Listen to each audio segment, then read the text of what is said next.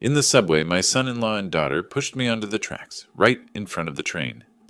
I lay between the tracks, hearing the subway train roar at 50 miles per hour, while they stood and smiled, waiting for my demise. The betrayal by my loved ones tore my heart apart, but when the train passed, I calmly got up, dusted off my clothes, and whispered 4 words that turned their lives into an eternal nightmare. Before we continue, please subscribe to the channel and write in the comments what time it is where you are now. The elevator doors slid open on the 12th floor, and I heard voices before I saw anyone. The insurance meeting had wrapped up faster than expected. Carmichael signed without the usual haggling, so I'd returned to the office 90 minutes early on that Tuesday afternoon in January. My good mood dissolved the moment I recognized my son-in-law's voice, drifting from the half-open conference room door. "How much longer do we wait? He's 62. This could drag on another decade." I stopped mid-stride. The leather portfolio under my arm suddenly felt heavy. "He built this place. You know he'll never voluntarily step aside." That was Catherine, my daughter. Her voice carried that clipped impatience she'd inherited from her mother. I stepped back into the elevator alcove, hidden from view but close enough to hear Wesley's response. "Then we need to accelerate the timeline. There are legal options." The conference room door swung partially closed, muffling the rest. I caught fragments. "Make sure everything transfers smoothly when—" The words hit like cold water. 30 seconds passed. I counted them, forcing my breathing to stay even. Then I walked toward the conference room with deliberate footsteps, leather soles announcing my presence against the polished floor. When I entered, Wesley and Catherine jerked their heads toward me. Wesley's hand moved quickly, sliding a stack of legal documents into a folder. "Working late? I thought you'd both left for the day." I kept my voice casual, conversational. Wesley recovered smoothly. "Just reviewing Q4 projections, some concerning trends. Anything requiring my immediate attention?" "Nothing urgent. We'll discuss at Thursday's meeting."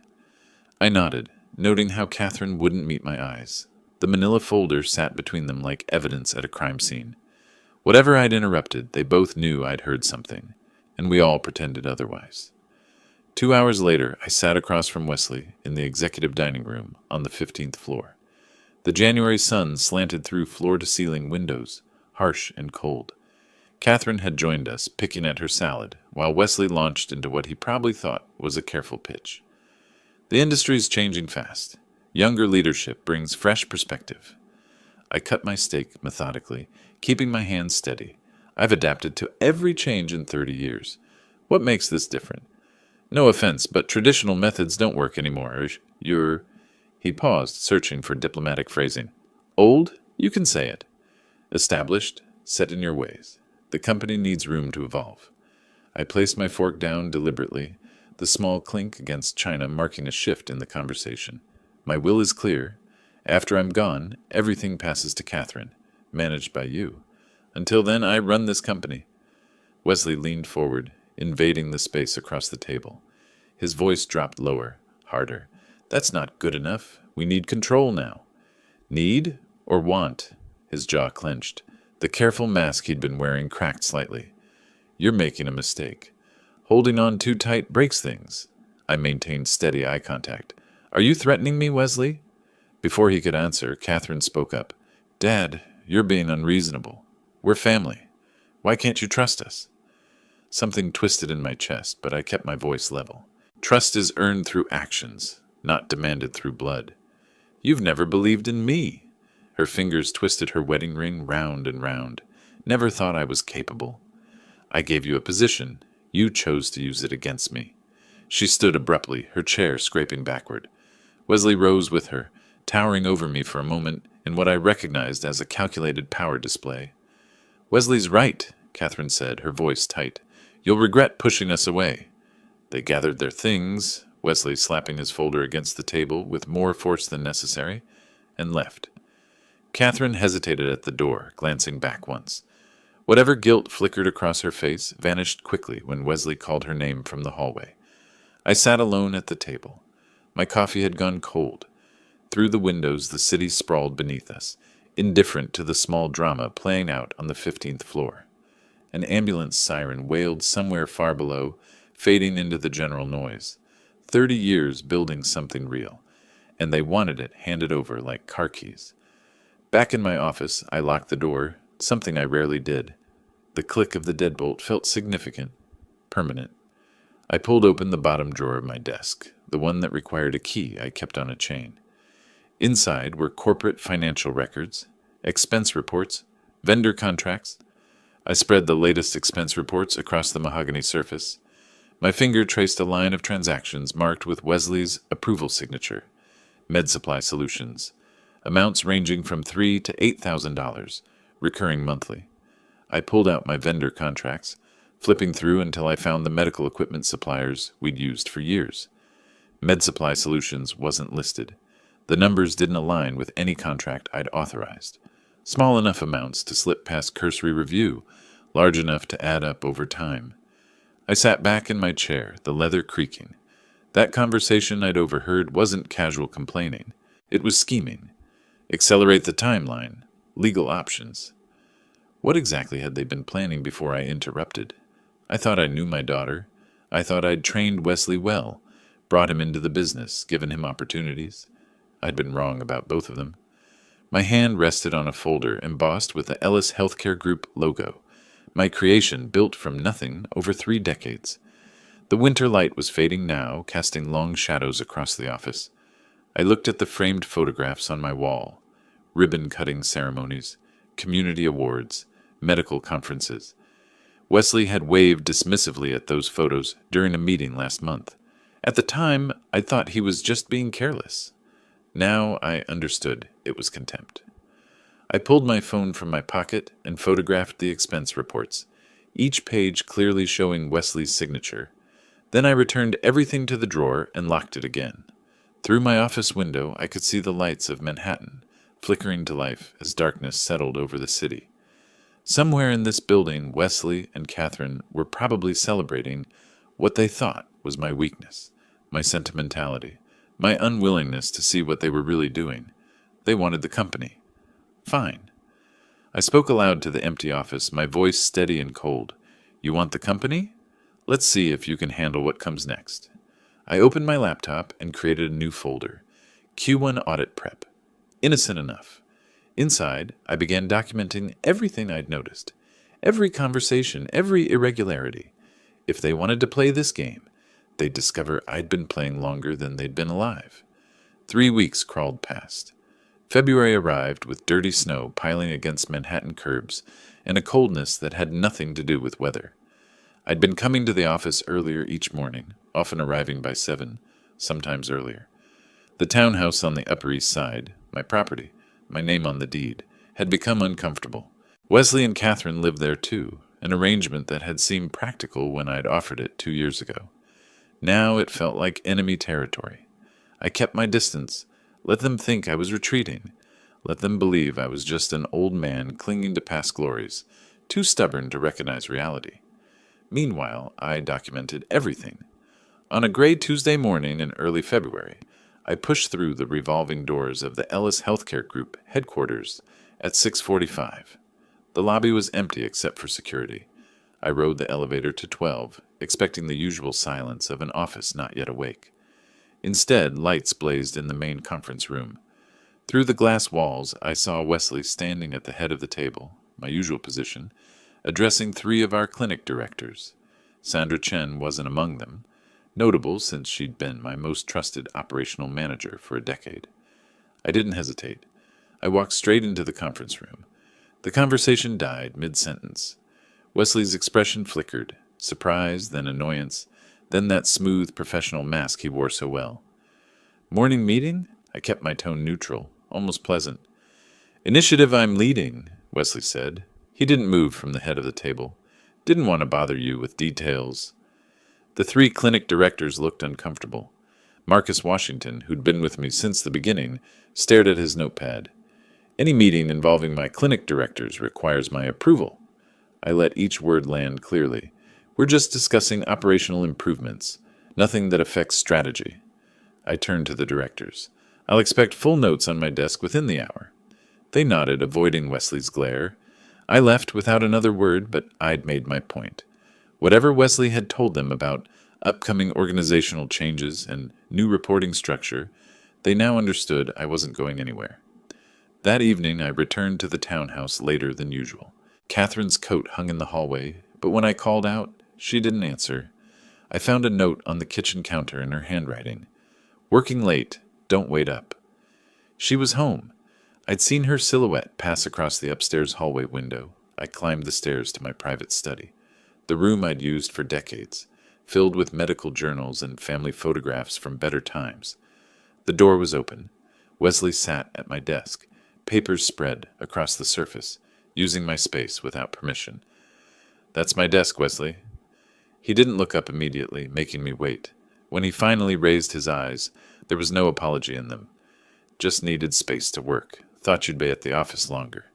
"This is my home. My private office. Technically, it's the family home." He gestured vaguely at the walls. "We all live here." I felt my jaw tighten. "My name on the deed says otherwise." He gathered his papers slowly, deliberately taking his time. As he passed me in the doorway, he paused. "You should really think about what we discussed. This doesn't have to be difficult." I didn't respond. After he left, I looked at my desk. He'd rearranged items, small changes but noticeable, territorial marking like an animal claiming space. I began arriving at the office before Wesley every morning after that, started locking files in my personal safe, documents he'd previously been able to access, changed passwords on company systems, small defensive moves that added up to a fortress. Mid-February, I stayed late reviewing monthly financial reports. The office was silent except for the hum of heating vents and distant traffic. I pulled up the expense tracking system, sorting by approver. There it was again, Med Supply Solutions. Another payment, this time $7,800. I cross-referenced procurement contracts. Nothing. No authorized agreement, no competitive bid, no signed terms. But Wesley's digital signature appeared on every approval. I photographed each screen with my phone, making sure the dates and amounts were clearly visible. Then I pulled vendor registration documents. Med Supply Solutions had been added to our approved vendor list 8 months ago. The authorization, Wesley Chambers, Chief Operating Officer. I leaned back in my chair, staring at the ceiling. Small amounts designed to slip past audits. Recurring charges that looked legitimate on surface review. But when you added them up over 8 months, they totaled nearly $50,000 paid to a company that didn't match any service we'd actually received. Whatever Wesley was planning, he needed money, and he was stealing it from the company he wanted to inherit. 2 days later, I received a call from Gerald Thompson, our largest insurance partner. We'd worked together for 15 years, built a strong relationship through consistent performance and mutual respect. "Lemuel, good to hear your voice. I wanted to follow up on our conversation last week." I frowned. "We didn't speak last week, Gerald." Pause. "Oh," Wesley said. "He mentioned you'd be stepping back soon. Wanted to make sure I understood the transition plan." My hand tightened on the phone. "There are no transitions planned." Wesley spoke without authority. "That's awkward." He seemed quite certain about the timeline. "I'll address this internally. Our partnership remains unchanged." After we hung up, I sat staring at my office wall. Wesley wasn't just undermining me privately anymore. He was actively telling our partners I was leaving, creating the narrative before reality had a chance to interfere. I found him in his office an hour later. He was on his cell phone, laughing at something the person on the other end said. When he saw me in the doorway, his expression shifted to professional neutrality. "I'll call you back," he said into the phone. Then to me, "Something wrong?" "You told Thompson I'm retiring." "I'm not." He shrugged, entirely unrepentant. "I said transitions eventually happen." He asked about succession planning. I answered honestly. "Honestly, you implied it's imminent. You can't run this forever, Lemuel. Stakeholders need assurance there's a plan. The plan is you inherit when I die, not before. Stop creating confusion. Maybe you should consider making it sooner rather than later." His voice had that edge now, the smooth veneer cracking. "For everyone's sake." I left before saying something I'd regret. The office felt different now. Other employees had started noticing the tension. Conversations stopped when I entered rooms. The atmosphere had soured, poisoned by whatever narrative Wesley was spreading. Late February brought another confrontation. I'd been working until 9 most evenings, deliberately avoiding the townhouse. When I finally returned that Thursday night, Wesley was waiting in the living room. Not reading, not watching television, just sitting in the armchair by the window, clearly waiting for me. "We need to talk about your role in the company." I hung my coat slowly, buying time to control my response. "I'm not interested in this conversation again." "You're becoming a burden." He stood, blocking my path to the stairs. "Operations are suffering because you won't delegate." Delegate or surrender? Call it what you want. Maybe it's time to rest. Enjoy retirement. Travel. Whatever people do when they stop working. I met his eyes directly. "That sounds less like advice and more like a push. Take it however you want." His voice dropped lower, almost threatening. "Things are going to change, one way or another." Catherine appeared in the hallway then, drawn by our raised voices. She stood beside Wesley, not between us. Her silence spoke volumes.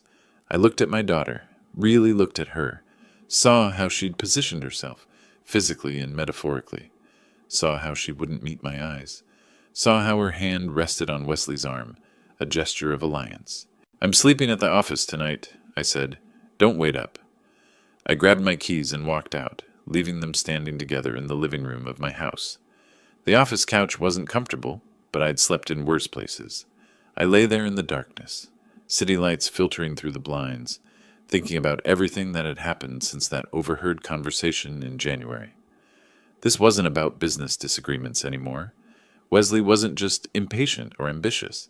He was planning something, and those financial irregularities were part of it. My daughter, who I'd raised and loved and given every opportunity, was watching her husband threaten me and saying nothing. I'd built this company for family. Now family was trying to steal it. My phone buzzed on the desk. Wesley's name appeared on the screen. I almost didn't answer, but curiosity won. "Urgent meeting tomorrow with potential investors," he said without preamble. "Need you there? 9 a.m. "Which investors?" "I'll brief you tomorrow." "Oh, and your car's in the shop, right? Engine trouble you mentioned last week?" I hadn't mentioned car trouble. "It's fine. Might be faster to take the subway anyway. Morning traffic's terrible this time of year. Green line to 42nd should put you right there." Something in his voice made my instincts flare. Too casual, too specific about the route. "I'll be there," I said slowly. "Great. See you tomorrow." The call ended. I stared at my phone in the darkness, Wesley's words echoing. Why had he assumed my car was broken? Why suggest the subway so specifically? Whatever they were planning, I needed to be 3 steps ahead. But lying there on that uncomfortable couch, I couldn't shake the feeling that tomorrow morning, something was going to shift. Some line would be crossed, some point of no return reached. I was right to be suspicious. I just didn't know yet how right. I'd been living in the converted office space for a week when the call came. 8:45 on a Wednesday morning in early March, and I was surrounded by financial documents spread across a folding table that served as both desk and dining surface. The apartment was temporary, impersonal, just a place to sleep while I figured out my next move away from the townhouse that no longer felt like home. Wesley's name flashed on my phone screen. I almost didn't answer. "We have a serious problem." His voice carried manufactured urgency. "United Healthcare is pulling out." I set down my coffee carefully. "What?" "We just renewed that contract in January. Their risk assessment team found issues. They're at the office now, demanding to speak with you personally." "What kind of issues?" "Compliance concerns, operational questions. I don't have details. They want the owner. Nobody else will do." He paused. "Will you come or not?" Every instinct told me this was wrong, but the scenario was plausible enough to investigate. United Healthcare represented 30% of our revenue. If they were genuinely threatening to terminate, "I'll drive. Be there in 20 minutes. You haven't checked traffic. FDR's completely blocked. Overturned semi near 96th Street. I pulled up the traffic app on my phone. He was right. A solid red line stretched along the highway. How do you know that? I just tried leaving for a meeting. Turn back. It's a nightmare. We'll never make it by car. Alternative routes? Will take 40 minutes minimum. We don't have 40 minutes. Take the subway. Lexington line goes straight to the office. The logic was sound. I hated being maneuvered, but time mattered if this crisis was real. Where should we meet? Lexington Avenue, 63rd Street Station. I'll be there in 10 minutes. I grabbed my jacket and left, locking the door twice out of habit. The walk to the subway took 5 minutes. Wesley was already waiting at the top of the stairs, hands buried in his coat pockets, shifting his weight foot to foot. "Beautiful morning for March," he said as I approached. "Almost feels like spring." I didn't respond to the small talk. We descended into the station together, swiped our Metro cards, and moved toward the downtown platform.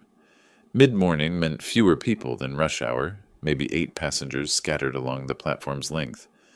Wesley kept up a stream of conversation about investor concerns and contract terms, but I was watching his face more than listening to his words. He was blinking too much.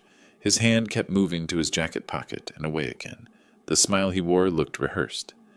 We walked toward the middle of the platform, away from other waiting passengers. Wesley guided us with subtle touches to my elbow, positioning us near the yellow warning strip at the edge. The digital sign updated. "Next train, 2 minutes." "Is Sandra confirming these investors are legitimate?" I asked. "Of course. She's with them now. They brought documentation." "What are their names? I want to know who I'm meeting." He paused just for a heartbeat. Henderson and, I think, Martinez. Sandra has the details." "You didn't get their names?" "It happened fast. She's handling protocol." A distant rumble echoed from the tunnel. I looked down the dark throat of the subway, seeing the first glow of approaching headlights. Wesley went quiet, checking his phone again. When I glanced at him, his expression had changed subtly, less animated, more focused. The platform began to vibrate. Wind pushed through the tunnel ahead of the train, stirring trash and debris across the concrete. Other passengers instinctively stepped back from the edge. Wesley stepped closer, positioning himself slightly behind and to my right. "Where exactly in the building are they waiting?" I asked, turning slightly toward him. "Conference room B. The large one." "We don't have a conference room B." He caught himself. "Sorry, the large conference room." "You know which one." The train's headlight brightened, the roar growing louder. I turned to face Wesley directly, and what I saw in his expression stopped my breath. No warmth, no concern, just cold calculation like he was solving an equation. "What's really happening here?" He didn't answer. His hands came out of his pockets, empty palms facing me. The train was close now, maybe 15 feet away and closing fast. Time seemed to stretch and compress simultaneously. I saw everything with perfect clarity. Wesley's weight shifting onto his front foot, his arms beginning to extend, the determination in his eyes. Then his palms struck my back between my shoulder blades. Hard, violent, full body weight behind the shove. I pitched forward, arms windmilling uselessly for balance. The platform edge disappeared beneath my feet. 4 feet of empty air, then the trackbed rushing up to meet me. My knees hit first, pain registering but feeling distant. Then my hands slammed into gravel and concrete. The train's horn blared, deafening. Its headlight filled my vision blindingly bright. Through the glare, I could see the engineer's face in the window, frozen in horror. No time to climb. No time to roll aside. The third rail glinted to my left. Instant death, if touched. Pure instinct took over. I dropped completely flat between the 2 running rails, pressing my face into the gravel. Arms pinned tight to my sides. Legs straight. Every muscle locked, rigid.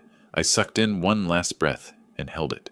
The train's front passed over me, inches from my back. Then darkness. Complete, absolute darkness, filled with mechanical roar so loud it erased thought. Each car passing marked a rhythm. Thud, thud, thud, thud. 8 cars, though I didn't count consciously. Just survival. Just the endless mental loop. Don't move, don't move, don't move. Dust and debris pelted my face and body. Oil dripped onto my back. The vibration was so intense my internal organs felt shaken loose. Metal screamed against metal as the train's emergency brakes engaged, the smell of burning brake pads choking the air. Each second felt like hours. Under all that weight and noise and darkness, I thought, this is how I die. Crushed, because of money, because of greed. But I wasn't dying, not yet. The train was slowing, the rhythm changing, the roar decreasing. Finally, it stopped. The silence after was profound. My ears rang. My entire body shook uncontrollably. I lay there for maybe 5 seconds, maybe 50. Time had lost meaning. Then I shifted slightly, testing. Everything still worked. I opened my eyes. saw light ahead between cars, crawled forward on my belly, moving slowly because my legs felt disconnected from my brain, reached the emergency ladder between cars and pulled myself up using mostly arm strength. A transit worker reached down. I waved him off and finished climbing alone. I stood on the platform covered head to toe in black grime. My clothes were torn, oil-stained, gray with dust.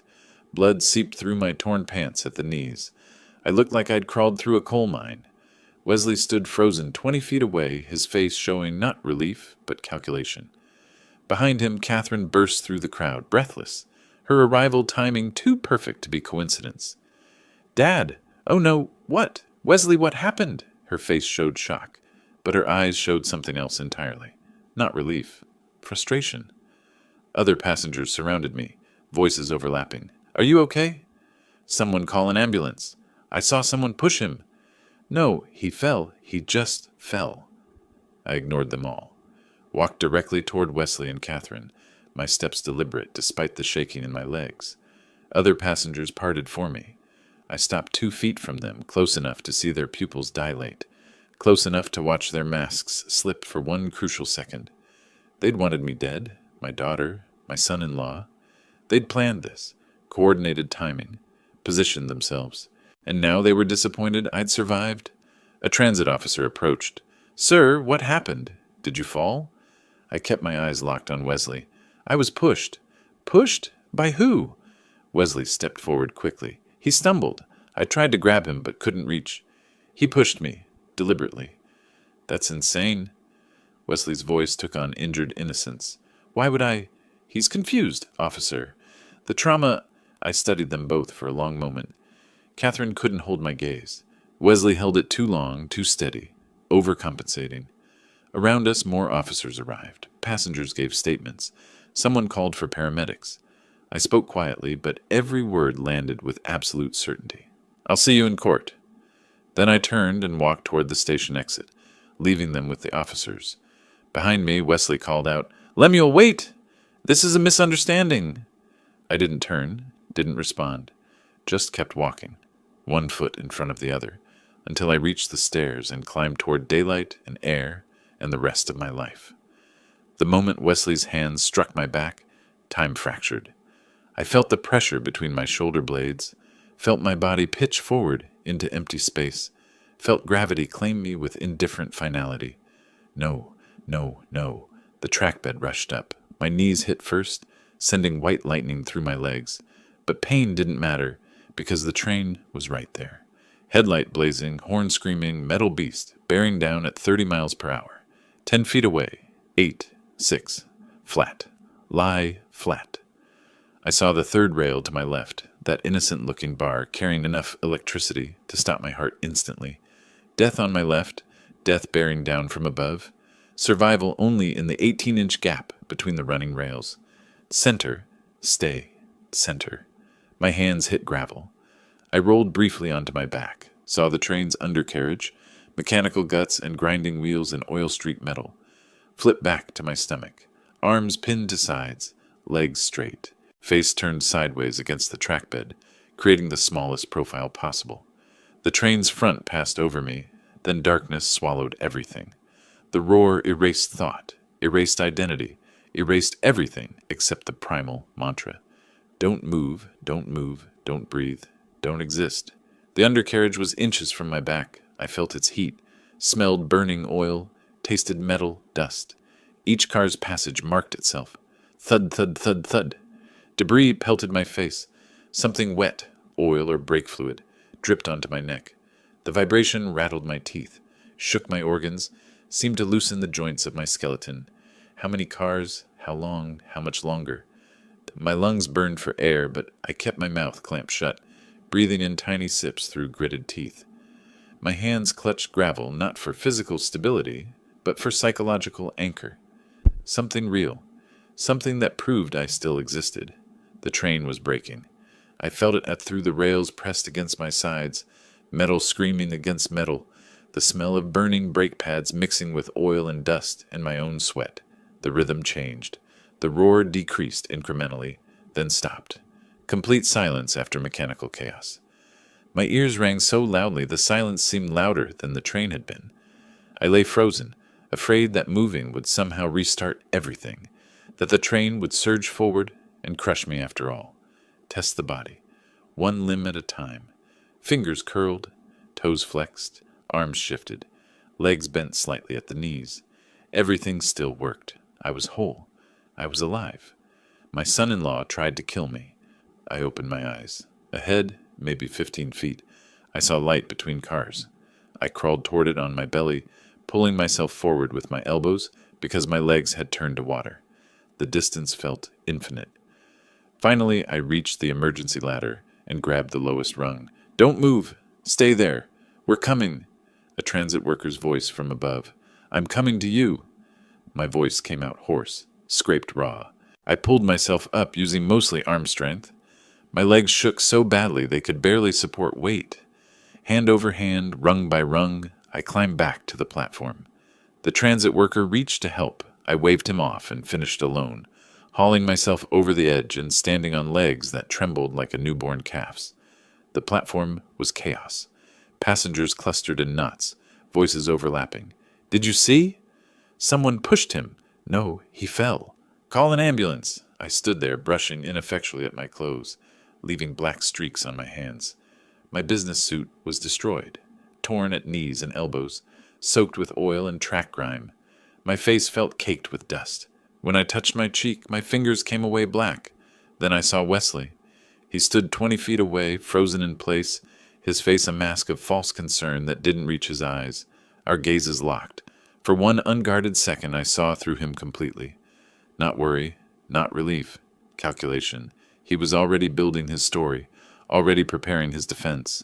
"Dad!" Catherine burst through the crowd, her coat flying open, hair disheveled. She grabbed my arm. I pulled away sharply. Her arrival was too convenient. She was supposed to be at the office, or home, or anywhere but here.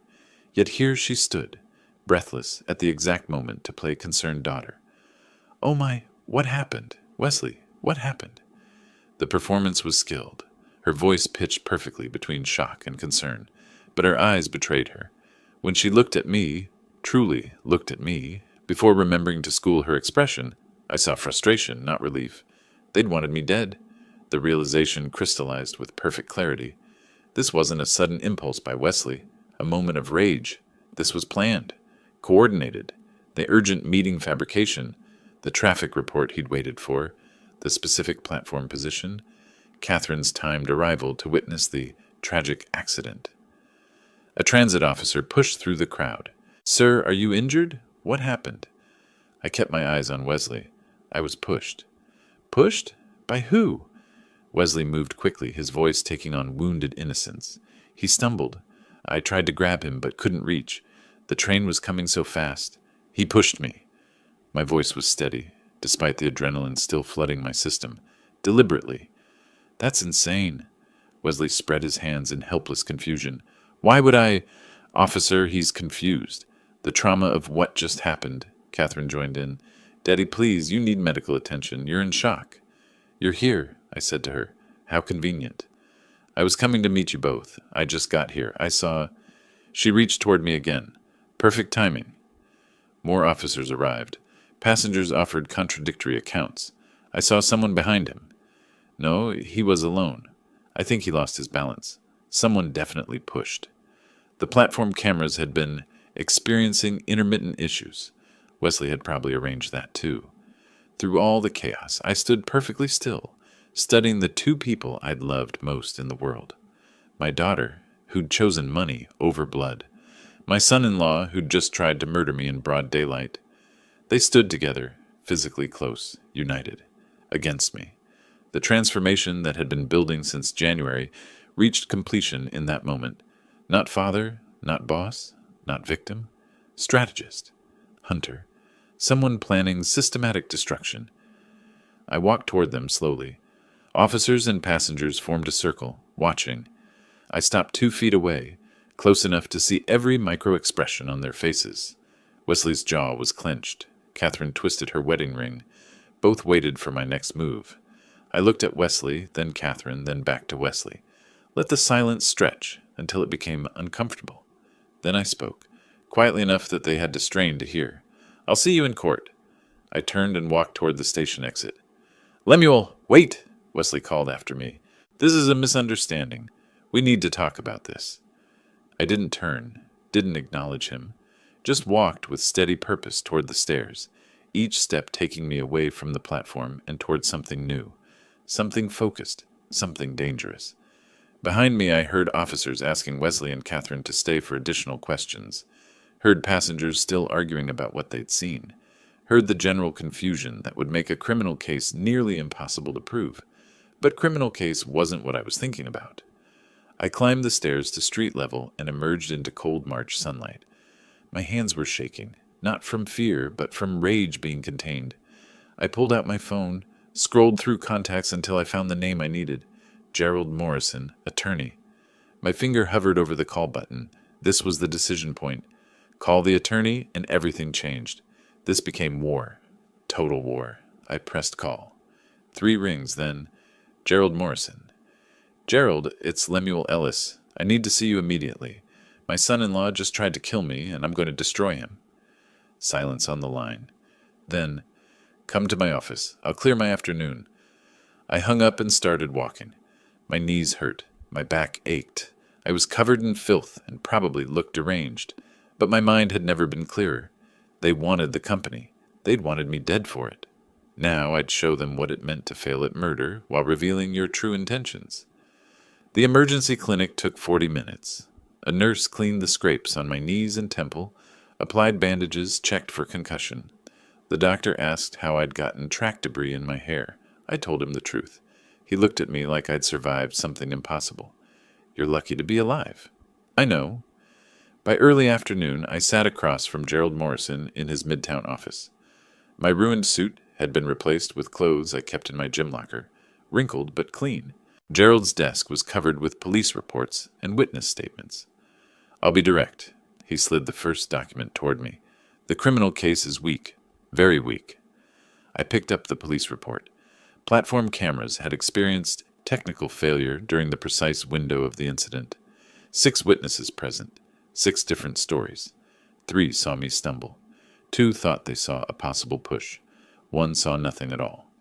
"The cameras failed at exactly the right moment," I said. "That's not coincidence." "I agree. But proving tampering?" Gerald shook his head. "Nearly impossible. And without video evidence, Wesley's lawyer will destroy this in court. He'll say you became dizzy from stress, that he tried to grab you but missed. So he walks away, after trying to murder me. Criminally? Probably." Gerald leaned back in his chair. "But there are other ways to seek justice." I looked at him carefully. "Which is?" "You mentioned suspicions about financial irregularities. Those leave trails. Paper doesn't lie like witnesses do." Understanding clicked into place. "Go after him for fraud instead of attempted murder." "Fraud, embezzlement, breach of fiduciary duty. Much easier to prove, much harder to defend." He pulled out a legal pad. "And it destroys him financially, not just criminally. I need evidence, documentation, transaction records. You're the owner. You have legal access to everything." Gerald leaned forward. "But you need him comfortable, not suspicious. Play the forgiving father. Let him think you're letting it go." The thought made my stomach turn, but the strategy was sound. "How long will this take?" "Weeks. Maybe a month to gather everything, hire forensic accountants, build an airtight case." He met my eyes. "Can you do it? Live under the same roof as someone who tried to kill you?" I thought about lying between those subway rails, about the train passing inches over my back, about emerging to see disappointment on my daughter's face instead of relief. "Yes," I said, "I can do it." That evening I returned to the townhouse. My hands shook as I turned the key, but my expression remained neutral. Wesley and Catherine sat in the living room. They looked startled when I walked in. "You're back," Wesley said carefully. I set my briefcase down and sat in my usual armchair, reclaiming territory. "I've had time to think about what happened, about us." Catherine leaned forward. "And? Life's too short for family conflict. Maybe I did stumble. The stress lately, not sleeping well." The words tasted like poison, but I delivered them steadily. My attorney advised against pressing charges. Uncertain outcome tears family apart, regardless. So you're saying what exactly? Wesley's voice held suspicion. I'm saying we move forward. Put this behind us. I don't want to lose my daughter over an accident. Catherine started crying. She crossed the room and hugged me. I endured it briefly, then stepped back, maintaining distance. Wesley watched me with calculating eyes, trying to determine if this was genuine. Just like that? You forgive everything? I met his gaze steadily. I didn't say that. I said we move forward. Over the next 2 weeks, I worked from my home office late into the night. At 2 a.m, the house was silent except for the hum of my computer. I pulled up 5 years of financial records, scrolling through expense reports and vendor payments. There it was, Med Supply Solutions, recurring payments every month, amounts ranging from $3,000 to $8,000. I opened our vendor contracts folder. No agreement with any company by that name.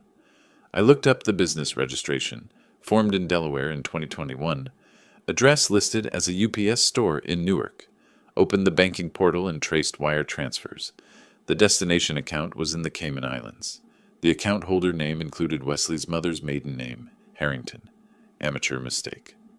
A floorboard creaked outside my office. I minimized the windows quickly.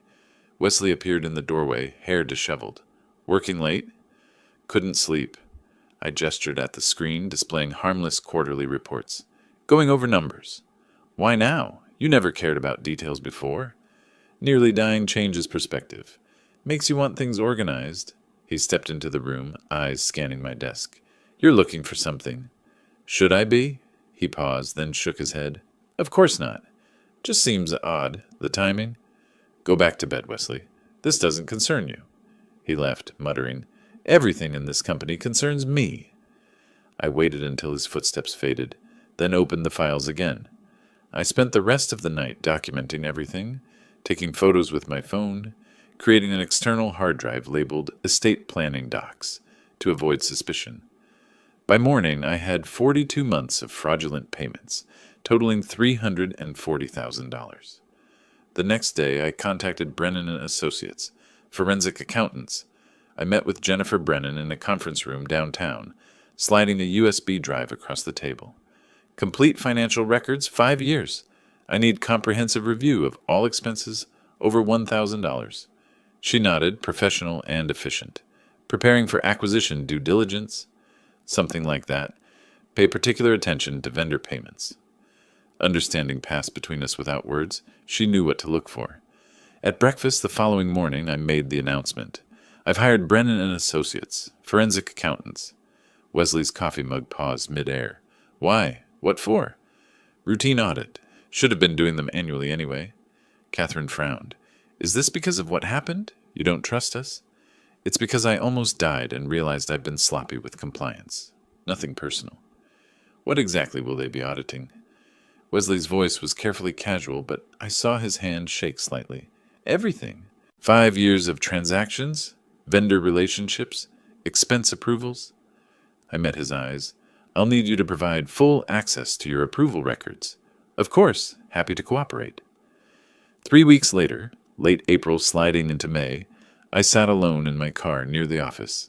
My phone rang. Jennifer Brennan. Mr. Ellis, we need to meet. Today, I found something. I looked at my reflection in the rearview mirror. For the first time since the subway, I smiled. Not a large smile, just a slight curve of satisfaction. I'll be there in 20 minutes. I started the car and pulled into traffic. The evidence I needed was ready. Phase 1 was complete. The conference room on the 12th floor felt different now. This was where I'd overheard Wesley and Catherine scheming back in January, where everything had started. 4 months later, I sat at the head of the table in the same room, about to end everything they'd planned for. 9 o'clock Tuesday morning, early May, bright sunlight through the windows. Sandra Chen sat to my right. She'd been briefed.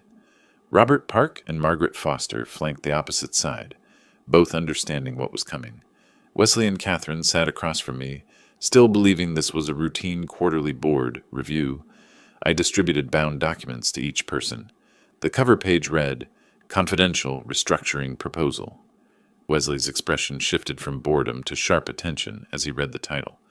Beside him, Catherine flipped to the index, confusion spreading across her face. I've made decisions about the company's future structure. My voice was formal, cold. Business announcement, not family discussion. Let me finish before questions. Wesley started to interrupt. I held up one hand. He closed his mouth, jaw clenched. Effective immediately, I formed a new entity, Ellis Medical Solutions, LLC. 4 clinics will transfer to this new company: Upper East Side, Midtown, Financial District, and Brooklyn Heights. I turned to page 3. These locations represent approximately 65% of total revenue. I watched Wesley's face darken as he processed the implications. Major insurance contracts will move to Ellis Medical Solutions. United Healthcare, Aetna, Blue Cross. Sandra Chen will serve as Chief Operating Officer of the new entity. Sandra nodded once, confirming. The original company, Ellis Healthcare Group, will retain 4 locations and existing vendor relationships. Wesley and Catherine, your positions remain with Ellis Healthcare Group. Wesley stood so fast his chair tipped backward, clattering against the floor. You can't do this. This is sabotage. Illegal asset stripping. It's completely legal. Robert Park slid a document across the table. Legal opinion attached. Mr. Ellis owns 100% of company equity. He has absolute right to restructure. I'll sue. Injunction against asset transfer. Emergency board vote. Margaret Foster interrupted calmly. The board is advisory only. No voting power. This restructuring is entirely within ownership rights. Wesley's face flushed, dark red. He leaned over the table, jabbing his finger at the documents. That company was promised to us. Your will governs inheritance after death. I'm alive. I remained seated, hands flat on the table. I can restructure as I wish. Catherine started crying. She reached across the table, trying to grasp my hand. I pulled back, maintaining physical distance. Daddy, please, don't do this to us. We're family. Family tried to kill me, remember? That was an accident. You said you forgave us. I said we'd move forward. This is moving forward. Separately. Wesley pounded his fist on the table, making water glasses jump. There's nothing left. Those clinics barely break even. Then you'll need to manage efficiently. I checked my watch. Dismissive. Good practice.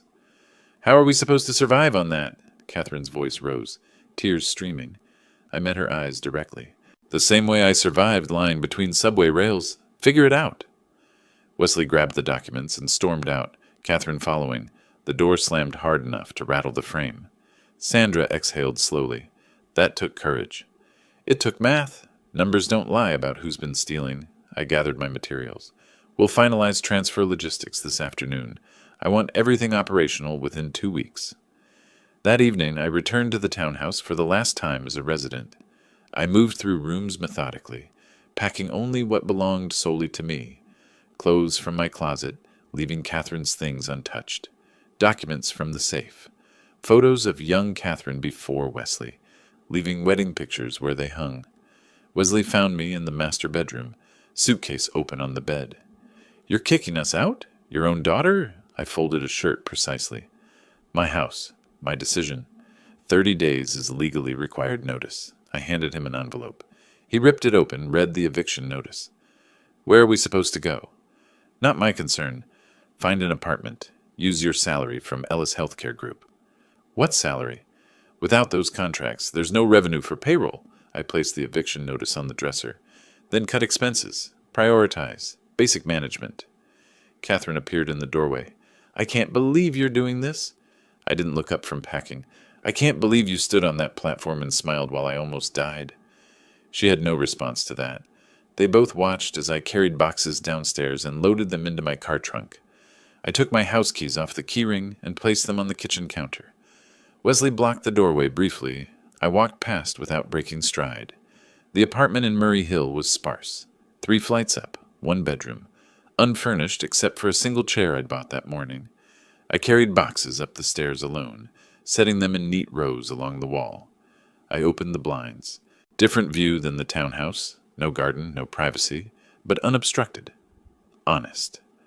I sat in the chair eating takeout dinner while my phone buzzed repeatedly with calls and texts from Wesley. I ignored them all. The apartment echoed when I walked. Empty space felt cleaner than filled rooms contaminated by betrayal. 10 days passed. The new company operated smoothly. Sandra ran daily operations while I focused on strategic planning. The old company struggled, exactly as intended. Wesley made desperate calls to vendors, trying to negotiate better terms with no leverage. Catherine worked late trying to balance budgets that wouldn't balance.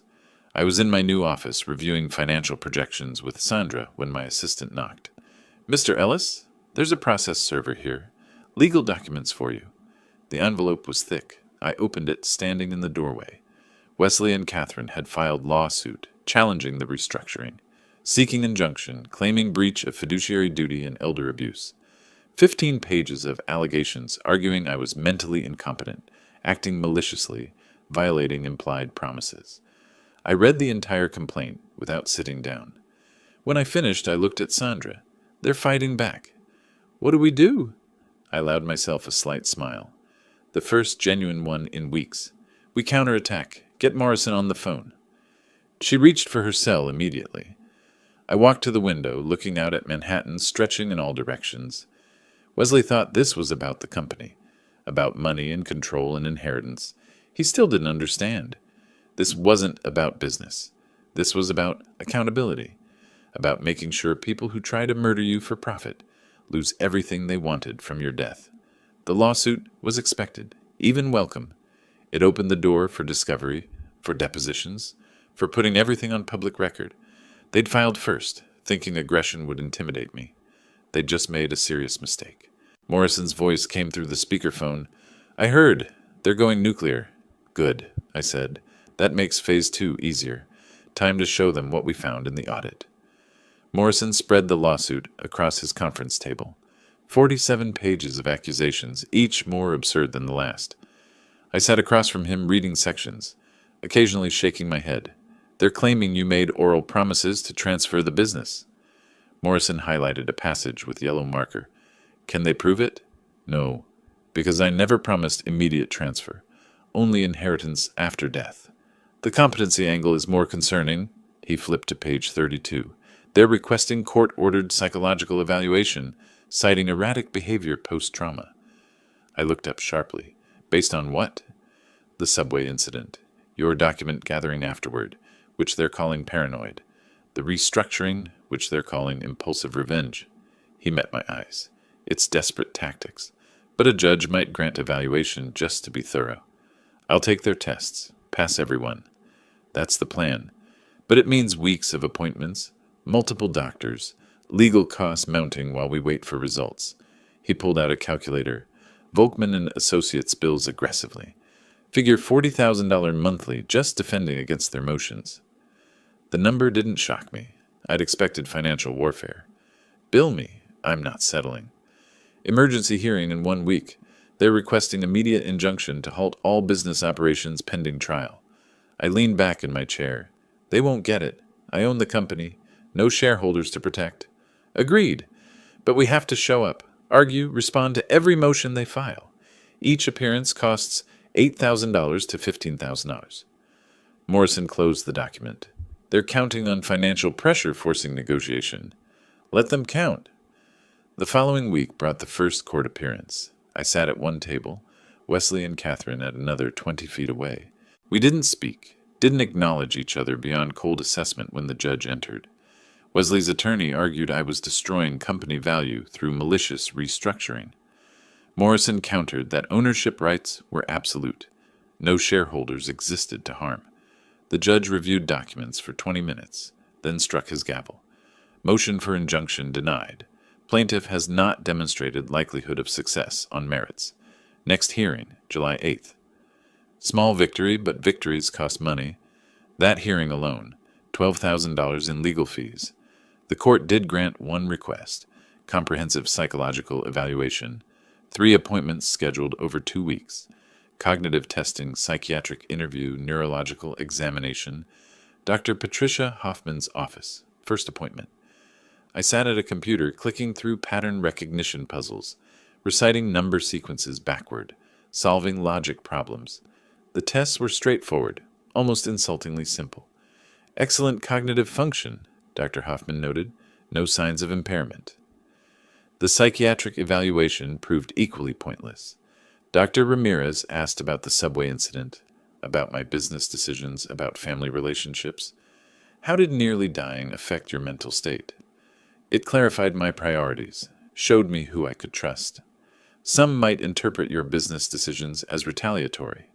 Some might interpret attempted murder as motive to protect assets from criminals. He made notes without expression. Your cognitive function appears excellent. I see no signs of diminished capacity. The neurological examination completed the trilogy. Brain scans, reflex tests, coordination assessments, all normal. The court-appointed evaluators report no evidence of psychological impairment or diminished decision-making capacity. Meanwhile, Wesley was destroying what remained of the old company. Desperate to cut costs, he fired 40% of staff. Clinic hallways echoed emptily. Patient care quality plummeted. Local healthcare newsletters began running stories about the crisis. He also tried recruiting employees from Ellis Medical Solutions. Sandra Chen received his call and told him exactly where to go. Others remained loyal as well. Wesley's reputation preceded him now. Nobody wanted to work for someone under federal investigation. June became a marathon of court appearances, discovery motions, scheduling conferences, document production disputes. Wesley's attorneys demanding internal communications, trying to prove malicious intent. Morrison provided only what was legally required, nothing more. Each hearing meant another day in court, another legal bill. By month's end, I'd spent $87,000 defending against meritless claims. Late June evening, I sat alone in my office reviewing the mounting costs. Discovery requests piled on my desk, Wesley demanding hundreds of documents, each requiring attorney review time. More fees, more delays. Sandra knocked on my door. You look exhausted. When did you last take a day off? When the lawsuits stopped coming. She sat across from me, concern evident. Is this legal battle worth your health? They tried to kill me. Yes, it's worth everything. What if they win? What if the court sides with them? I pulled open my desk drawer and touched the folder inside. They won't. I have something they don't know about yet. The audit? The audit. 2 more weeks of their attacks. Then I end this. My phone buzzed. Morrison's name appeared. I answered on speaker. 3 new motions filed today. We need to discuss response strategy. Sandra stood to leave. I gestured for her to stay and pulled out my calendar. The first week of July was marked for strategy meeting. The same week the final audit report was due. Schedule it, I told Morrison, and make sure Jennifer Brennan can attend. It's time to deploy Phase 2. I hung up and looked at the folder on my desk. Inside was the preliminary audit summary. $340,000 in documented theft, shell companies, offshore transfers, Wesley's signature on every fraudulent transaction. Let them file motions. Let them attack my competency. Let them drain resources they didn't have. The counterpunch was coming. The first week of July arrived. I sat in Morrison's office for our strategy session, reviewing the status of various motions. His assistant knocked and entered carrying a thick package. The forensic audit final report just arrived by courier. I took the bound document. The cover page read, Confidential Forensic Audit, Ellis Healthcare Group, Evidence of Systematic Fraud. I opened to the executive summary. Jennifer Brennan's work was meticulous. 347 pages of evidence. Bank statements, wire transfers, email communications, shell company formation documents showing Wesley as beneficial owner, timeline spanning 38 months, total documented theft, $350 to $680, every fraudulent transaction traced and verified, every approval bearing Wesley's digital signature, every wire transfer ending in his offshore account. I looked at Morrison. How fast can we get this filed? He leaned forward, energized. Court, 24 hours, SEC and IRS. I can have it on their desks by tomorrow afternoon. I closed the report with decisive finality. Do it. All of them. Simultaneously. Morrison smiled. The first genuine smile I'd seen from him in weeks. Now we're playing offense.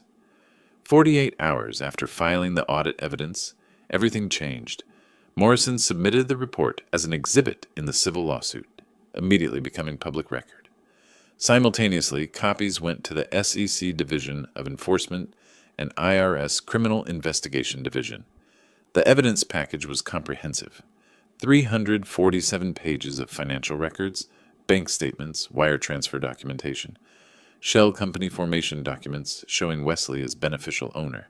Email communications between Wesley and fictitious vendors sent by Wesley to himself, creating paper trail for fake invoices. The pattern was clear. Wesley approved invoices from MedSupply Solutions for non-existent medical equipment. Funds wired to offshore accounts. Account holder traced to Wesley's family trust. Systematic theft over 38 months totaling over $340,000. Within 72 hours, both agencies opened formal investigations. Mid-July morning, I was reviewing quarterly projections when Sandra knocked urgently. "You need to see this." She handed me her tablet showing a breaking news alert. Federal probe, NYC Medical Clinic owner, accused of $340K embezzlement. I scrolled through the article. Healthcare Business Journal had obtained copies of the public court filing. The story detailed everything: the audit findings, the shell companies, Wesley's systematic fraud, quotes from sources close to the investigation, likely prosecutors building public case. "The media found it fast," Sandra observed. "Good. Let everyone see what he is." My phone buzzed. Morrison calling. "Federal agents are at Ellis Healthcare Group right now. SEC investigator Marcus Chen and IRS criminal investigation agent Rebecca Torres. They're seizing records." I stood, walking to my window. Across town, Wesley's world was collapsing. At the old company office, Wesley sat at his desk, reviewing termination paperwork, when the lobby receptionist called. "There are federal agents here to see you." Before he could respond, his office door opened. Marcus Chen and Rebecca Torres entered, showing credentials. "Mr. Wesley Chambers?" Chen extended a subpoena. "We need immediate access to all financial records, computers, and communications." Wesley's face drained of color. "What is this about?" "Financial fraud investigation. Your office is sealed pending forensic analysis." Torres gestured to IT specialists entering behind them. "We'll need you to answer some questions." For 4 hours they questioned him. Wesley denied knowledge, claimed accounting errors, insisted he had no connection to offshore accounts. His attorney arrived mid-interview and advised him to stop talking. "We didn't mention offshore accounts," Torres noted. "How did you know about them?" Wesley realized his mistake. "I want my attorney present before answering anything else." The same day, agents visited Catherine at her apartment in Queens. She answered the door in sweatpants, face drawn from stress. Seeing the badges, her legs buckled. Torres caught her elbow, helping her to the kitchen table. They showed her documents bearing her signature, approving fraudulent expenses as CFO. "I didn't know," Catherine's voice rose to near hysteria. "Wesley said they were normal expenses. I just signed what he told me to sign." "That's a defense for trial," Chen said evenly. "Right now, you're a person of interest in a criminal investigation. Can I make a deal? Testify against him?" Torres exchanged glances with Chen. "That's not our decision. The U.S. Attorney's Office handles cooperation agreements, but you should retain counsel immediately." 2 days later, Wesley tried using an ATM. Transaction denied. He called his bank, on hold for 15 minutes. "Mr. Chambers, your account has been frozen pending federal investigation." He checked his phone banking app. All accounts showing zero available balance. The offshore Cayman account, also frozen through international law enforcement coordination. Total accessible assets, nothing. His credit cards were maxed from civil litigation costs. He couldn't pay rent, couldn't pay his criminal defense attorney's retainer. Catherine faced identical financial paralysis, her accounts frozen, her signature on fraudulent documents, making her a potential co-conspirator. The media firestorm intensified. New York Post ran, "Healthcare heir, accused of bilking father's business." The articles detailed everything: the subway incident, the restructuring battle, the fraud discovery. Professional networks discussed the scandal endlessly. Insurance partners began distancing themselves from Ellis Healthcare Group. Wesley's professional reputation was destroyed overnight. A Google search of his name returned nothing but scandal coverage. Volkman, Weslow's civil attorney, contacted Morrison seeking settlement. A conference call was arranged. All parties, all attorneys. "My clients want to discuss resolution," Volkman began. "They're prepared to withdraw all litigation, resign from company positions, surrender future inheritance claims." Morrison presented the proposal to me. I rejected it immediately. "No deal. Criminal prosecution continues regardless. Mr. Ellis, Volkman's voice carried desperation. My clients could face significant prison time. Surely some mercy. I had mercy lying between subway rails. My voice was flat, emotionless. None left. Wesley's voice came through the speaker. Lemuel, please. I made mistakes. But prison? For accounting errors? Accounting errors? You stole $340,000. You tried to kill me. Call it what it is. Catherine started crying audibly. Daddy, I'm sorry. I'm so sorry. Please help me. You stood on that platform. You smiled. No settlement. No mercy. We're done here. I disconnected. Morrison stayed on briefly to formalize the rejection, then hung up as well. They're panicking, he observed. They should be. What's the timeline on federal charges? Grand jury likely within 60 days. Prosecutors are moving fast. Your evidence made their case easy. He consulted his notes. Wire fraud, money laundering, tax evasion. Wesley's looking at 10 to 15 years, potentially. And Catherine? Depends if she cooperates. If she testifies against Wesley, she might get immunity. That's between her and prosecutors. Morrison studied me carefully.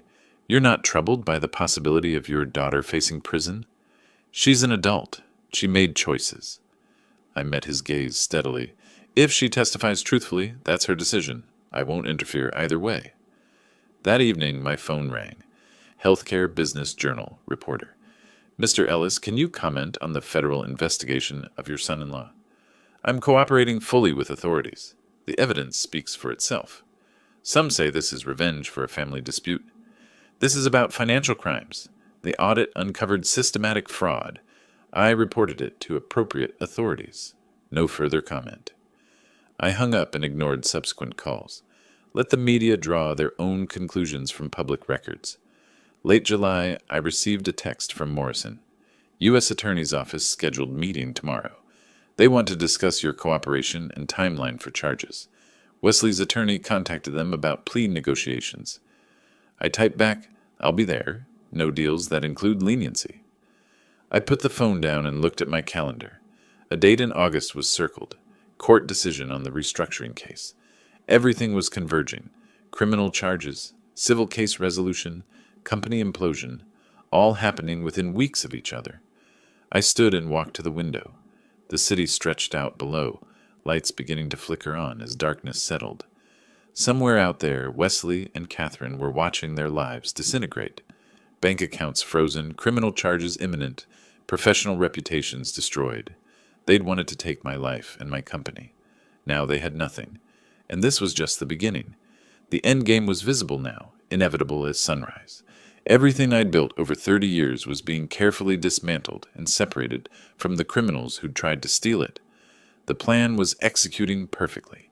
Early August morning, I sat in the courtroom waiting for Judge Whitmore to enter. Wesley and Catherine occupied the defense table 20 feet away. Wesley looked diminished. Weight loss, poor grooming, exhaustion etched into his face. Catherine sat at the far end of the table. Physical distance between them symbolic. She hadn't lived with him for 2 weeks. The bailiff called us to rise. Judge Whitmore entered, carrying a thick folder. We sat. She began distributing copies of her written opinion. 25 pages.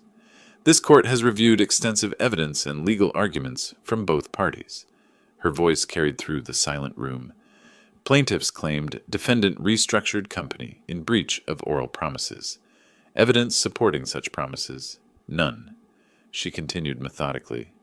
Defendant possesses clear legal authority as sole owner to restructure business as he determines appropriate. Plaintiff's competency challenge. Medical evaluations show defendant functioning at superior cognitive levels. Wesley's shoulders sagged further with each sentence. This lawsuit appears motivated by anger over legitimate business decisions rather than genuine legal injury. All claims dismissed with prejudice. The gavel strike echoed sharply. Plaintiffs will reimburse defendants' legal costs, totaling $125,000. This matter is concluded. I gathered my documents methodically. No celebration, just completion. Morrison shook my hand briefly. Professional satisfaction. Wesley remained seated as the courtroom emptied, staring at the table. I walked out without looking back. 3 days later, Wesley received a call from the remaining Ellis Healthcare Group board members. Emergency meeting required.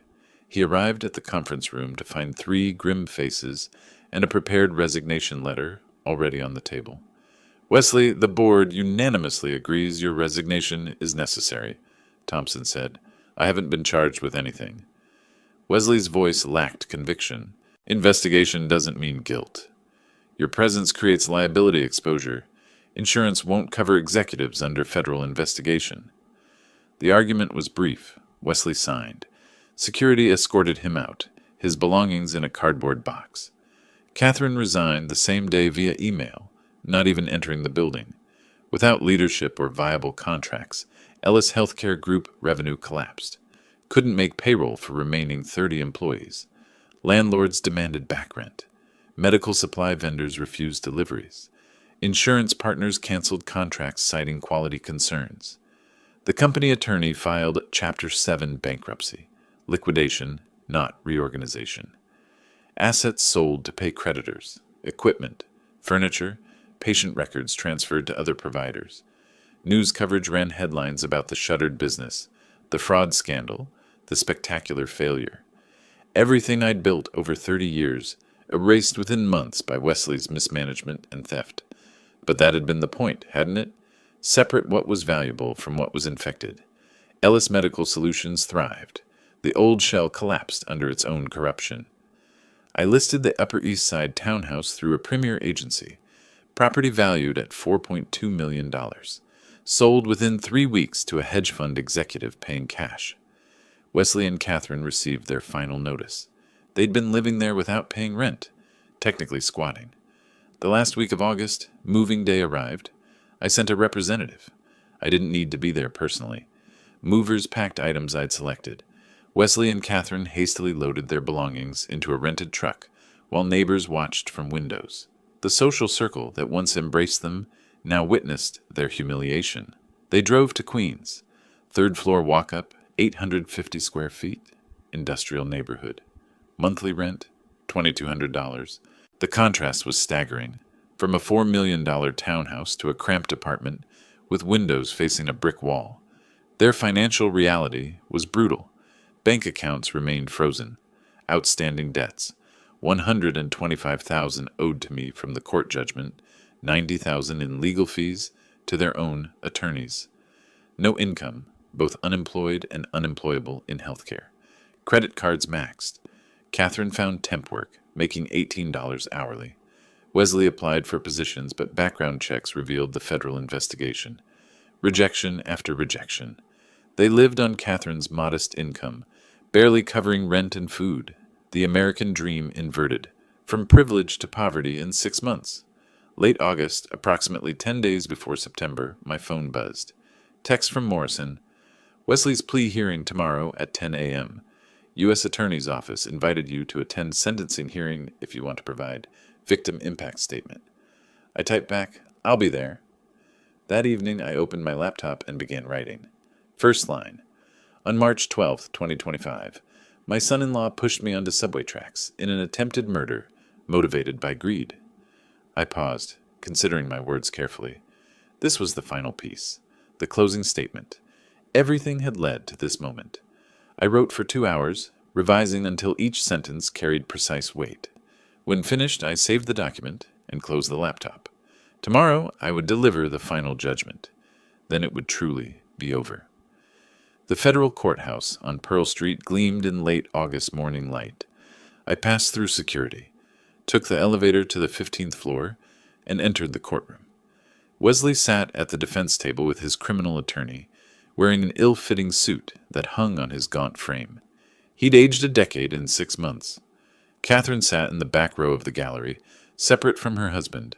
She didn't look at him. He didn't look at her. Judge Harrison entered. We rose, then sat. The ritual formality of the justice system. "Mr. Wesley Chambers, you've entered into a plea agreement with the government. Is that correct?" "Yes, Your Honor."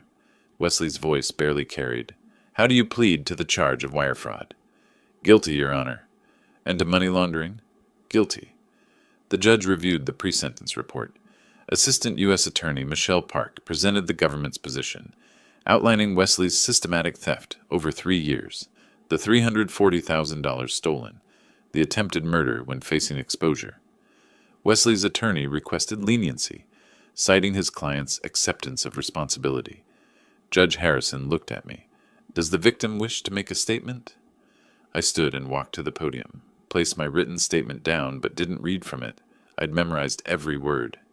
Your Honor, on March 12th, Wesley pushed me onto subway tracks because I discovered his theft and refused to surrender my company.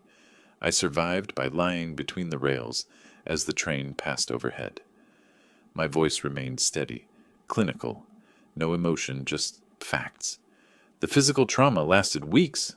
The betrayal is permanent. He didn't just steal money. He stole from patients, employees, everyone who trusted him. Then he sued me, claiming I was mentally incompetent, trying to finish what the subway couldn't. I paused, meeting the judge's eyes. I asked the court, maximum sentence within guidelines. Make the price of greed clear. I returned to my seat. The courtroom was silent. Wesley stared at the table. Catherine cried quietly in the back row. Judge Harrison reviewed his notes and then looked at Wesley. Mr. Wesley, your crimes were calculated, systematic, and sustained over years. The attempted murder, while not charged here, demonstrates consciousness of guilt and moral bankruptcy. You betrayed family, employer, and patients who depended on quality health care. He paused, letting the words settle. Federal guidelines suggest 18 to 24 months. This court sentences you to 18 months federal incarceration, followed by 5 years supervised release. Additionally, full restitution of $340,000, plus court costs. You will surrender to Bureau of Prisons within 30 days. The gavel struck. Wesley stood shakily, his attorney guiding him out. He glanced at me as he passed. Eye contact held for 3 seconds. My expression remained impassive. He looked away first. A week later, Catherine had her own hearing. Because she'd cooperated fully and testified truthfully, she received probation. 3 years, 200 hours community service, joint restitution obligation. No prison, but a permanent criminal record. Her CFO credential worthless now. She worked retail at a Queens shopping center. Wesley entered federal prison camp in Pennsylvania, serving time separated from the wife who'd betrayed him to save herself. 3 days after Wesley's sentencing, I sat in my Ellis Medical Solutions corner office. The company was thriving, revenue exceeding the old company's peak, reputation fully restored. Sandra Chen was now partner with 25% equity.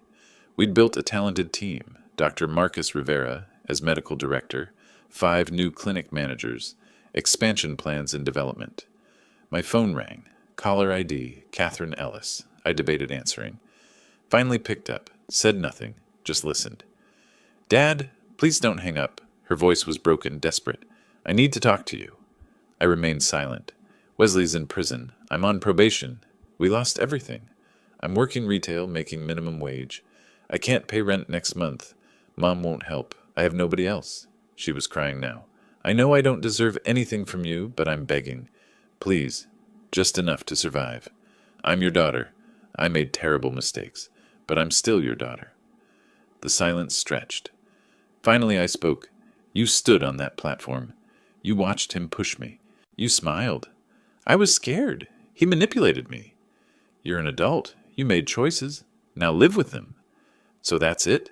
You're just abandoning me. You abandoned me when you chose him over everything I gave you. Goodbye, Catherine. I hung up, blocked the number, returned to reviewing expansion plans. Sandra entered moments later with acquisition proposals. We discussed strategy, partnership dynamic, easy and professional. The company I'd rebuilt was stronger than what existed before. I'd eliminated the dead weight, recruited genuine professionals, established operations on merit rather than nepotism. Evening came. I stood at the window, hands in pockets, watching Manhattan's lights flicker on as darkness settled. My reflection in the glass showed an older man, alone but not lonely, carrying weight but standing straight. Behind me, Sandra organized files, loyal presence, earned trust. I turned from the window back to my desk, opened the laptop, checked my calendar, meetings, strategy sessions, clinic inspections, future plans. Late August 2025, approaching September. The deadline met, the story complete. I felt no triumph, No satisfaction in the traditional sense. Just quiet certainty that justice had been served.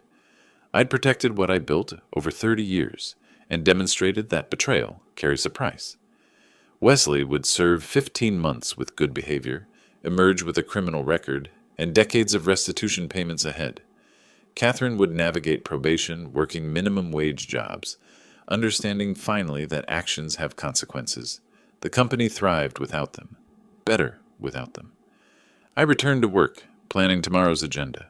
The betrayal existed in the past. Justice existed in the present. The future, that was mine to shape now, without the weight of people trying to steal it. Justice restored didn't mean revenge satisfied. It meant balance returned. I'd survived an attack and responded appropriately, systematically, legally. No glorious combat. Just consequences delivered permanently. I worked late that evening, Sandra beside me, both building toward tomorrow. The city hummed outside, indifferent and vast. Inside this office, order prevailed. Trust earned rather than assumed. Loyalty proven rather than expected. That was enough. I closed my laptop as midnight approached. Stood, stretched, looked one final time at the city sprawling below. Somewhere out there, my daughter struggled with poverty and regret. My former son-in-law occupied a prison cell. My former company existed only in bankruptcy filings. I felt no joy in their suffering, but I felt no guilt either. They'd wanted my life and my company. Now they had nothing, and I had rebuilt stronger than before. I turned off the lights and left the office, locking the door behind me. Tomorrow would bring new challenges, new opportunities, new work. The past was finished. Justice was served. Life continued. If you like this story, please like this video, subscribe to the channel, and share your impressions of this story in the comments. To listen to the next story, click on the box on the left. Thank you for watching.